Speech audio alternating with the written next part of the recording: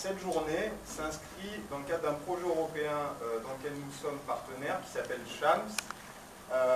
Et je vais vous vraiment très rapidement vous présenter ce projet. C'était à la seconde près. On vous demandait tant de 3 kW de telle heure à telle heure, 2 kW de telle heure, donc que tout ça en automatique fonctionne bien. Capteur sous vide.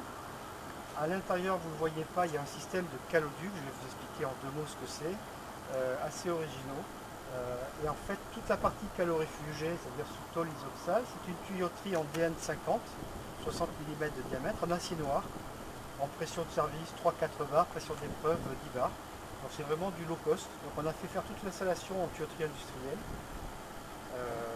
éprouvée, et ça c'est étanche pendant 30 ans sans aucun problème, il n'y a aucun raccord. Le fluide Le fluide c'est de l'eau. De l'eau pure. De l'eau industrielle. Oui, pression. Ah. Quand on dépasse 100 degrés, la pression monte. Oui. Mais on reste en eau ce qu'on appelle surchauffée. Oui, donc. Et l'installation est limitée par sécurité à 130 degrés.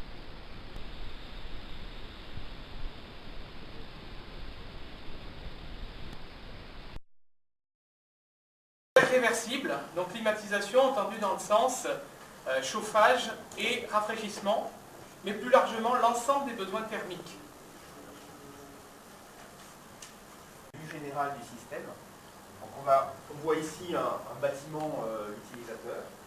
Sur la toiture du bâtiment, des capteurs cylindro-paraboliques qui permettent donc de collecter l'énergie solaire et de la concentrer sur des tubes collecteurs, donc qui sont des tubes sous vide qui permettent d'avoir un très bon rendement.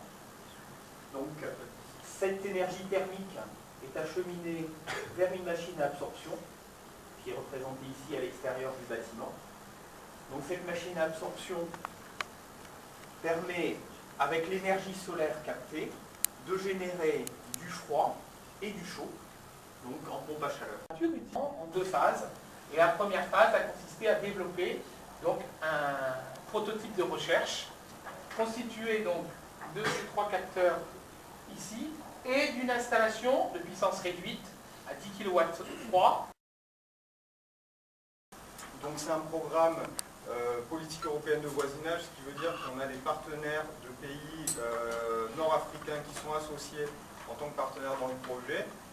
Et on a 12 partenaires, le lead c'est la Chambre de commerce de Barcelone, et c'est un projet qui a un objectif relativement simple, c'est la promotion des énergies solaires.